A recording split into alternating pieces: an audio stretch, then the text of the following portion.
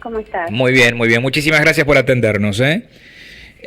Bueno, Cecilia, me gustaría saber las conclusiones que más te han llamado la atención de este informe, de este tercer informe sobre la desigualdad de aprendizajes. Así como el tema que más me llamó la atención y que me preocupa es el tema que no encontramos un piso en los aprendizajes de matemáticas. O sea, venimos cayendo desde 2016 y es una caída muy generalizada, se da entre los que tienen más oportunidades y como los que son más vulnerables.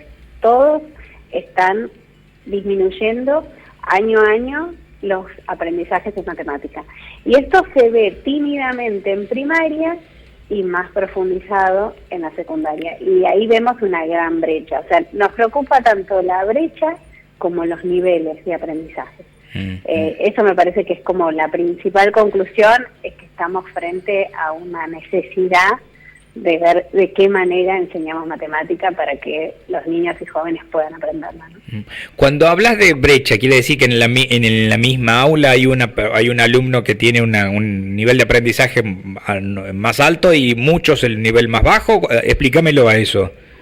La brecha, nosotros armamos este indicador intentando reflejar, o sea, por un lado están los aprendizajes promedio, ¿no es cierto? Pero a nosotros nos interesaba también ver qué pasaba al interior del sistema, o sea, como en definitiva los que más aprenden, cuánto aprenden, y los que menos aprenden, cuánto aprenden. A eso nosotros lo que hicimos fue, normalmente o en estudios previos hemos visto que se relaciona mucho el nivel de aprendizaje con el nivel socioeconómico.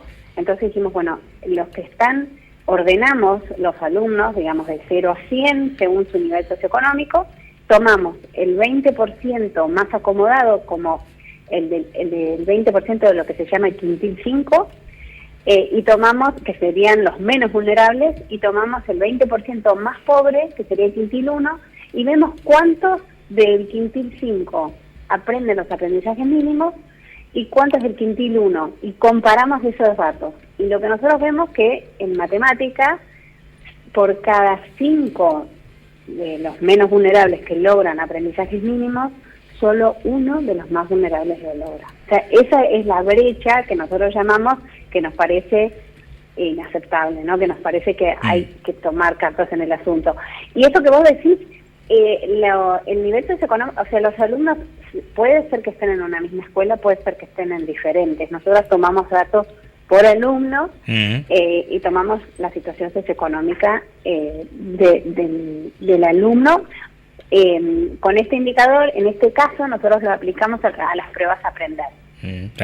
Tomamos diferentes años de manera de hacerlo comparativo, ¿no? Las pruebas, las muestras se han tomado en qué parte de la Argentina. Bueno, tomamos nosotros las pruebas a aprender que son censales, o sea, es un censo de estudiantes en primaria y secundaria. Participan las escuelas participantes suelen superar el 90%, 97, 94%, o sea, la participación de escuelas es muy alta. La participación de estudiantes suele ser un poco más baja, alrededor del 70 y pico %, pero estamos hablando de todos los estudiantes de toda la Argentina. O sea, acá están representadas todas las provincias. Bien. Y bueno, notás que según el nivel socioeconómico también, o sea, los alumnos que están en un mejor nivel socioeconómico tienen mejores aprendizajes de matemática, ¿también esa es una conclusión? Eso sí, pero lamentablemente ni siquiera, o sea, menos de 1 de cada 3, o sea, es bajísimo también. O sea, ahí es donde también queremos prender las alarmas. No es que solamente no aprenden matemática los más vulnerables. Acá estamos frente a un problema más general.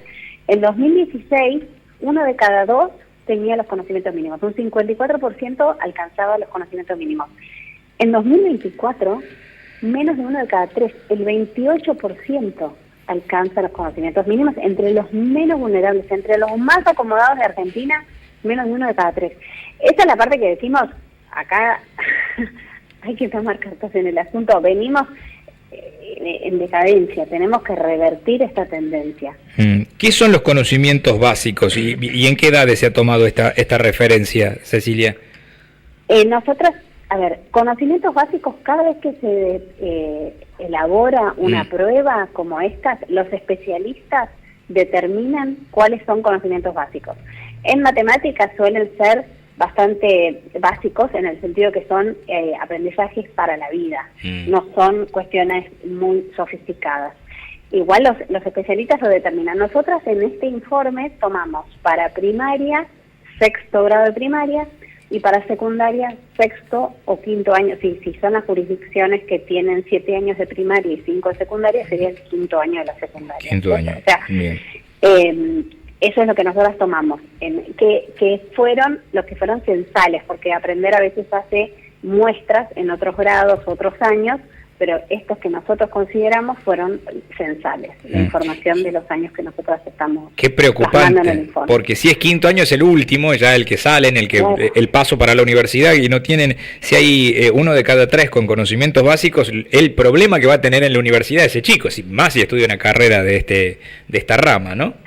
Eso es algo de que nosotras también con Eugenio Orlicki hemos estado analizando, el tema de las expectativas. Y vemos que hay como una incongruencia, porque los jóvenes tienen altísimas expectativas de hacer carreras universitarias, y después se topan con que no tienen los conocimientos mínimos, que están muy flojos de base, y ese es el mayor obstáculo para lograr el objetivo, ¿no es cierto?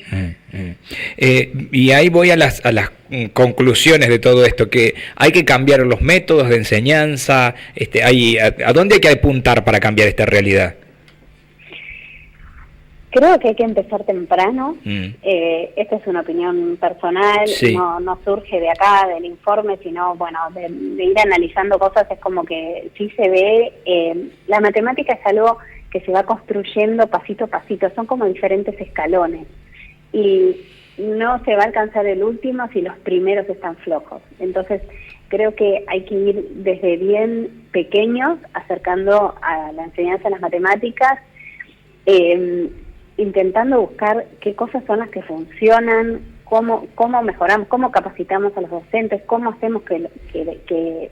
También hay otra cosa que me parece interesante, y es como motivar a los jóvenes. La matemática está en la vida diaria de 1000 maneras, en la cocina, no sé, en la cotidianidad, desde que cuando uno va al mercado a comprar algo para comer, siempre está metido en las promociones, tanto por ciento de descuento, tantas cosas, o sea, como que la matemática está en la vida diaria. Entonces, creo que es importante motivar a los estudiantes que muchas veces dicen, ¿esto para qué me sirve? Bueno, pocas cosas son tan útiles como la matemática, y saber usarla y saber aplicarla.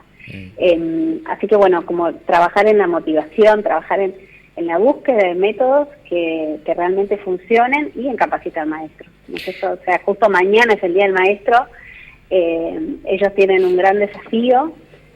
Estamos en momentos que son, especialmente desafiantes, ¿no? En la educación, que ha sufrido mucho también la causa de la pandemia, pero un poco lo que vemos acá es que de 2022 a 2024 siguieron cayendo los aprendizajes, o sea, como que no logramos revertir, no fue que, o sea, ya pasaron un par de años y todavía la tendencia sigue para abajo en vez de revertirse, ¿no? Cecilia, te agradezco, muchísimas gracias por tu tiempo, Muchas gracias a ustedes. Abrazo. Cecilia Drogués, doctora en Economía, especializada en temas educativos, hablando de la brecha en matemática que existe en la República Argentina. Esto no es tan solo en La Rioja, ¿no? Esto es de todo el país y realmente es lamentable. Hoy, solamente un 28% de los alumnos han alcanzado los conocimientos básicos en matemática. En la secundaria se mide en el 5º año y en la primaria en el 6º grado. Con lo cual realmente es preocupante. Y yo, para completar esta información, y me parece que esto también encierra la preocupación que tenemos, en La Rioja no va a haber clases mañana, bueno, por el Día del Maestro, pero el gobierno dejó trascender que el viernes tampoco va a haber. Sí, eso estoy tratando de confirmar, porque quedó medio confuso, porque es un permiso para participar de los Juegos Rosarinos, si no me equivoco. Sí. Ahora, el permiso, digamos, ¿es como quien quiera o es obligatorio? Acá en La Rioja, ¿vos sabés si existe el quien quiera? No existe, lo van a obligar. No van a ir. Van a obligar, y las escuelas...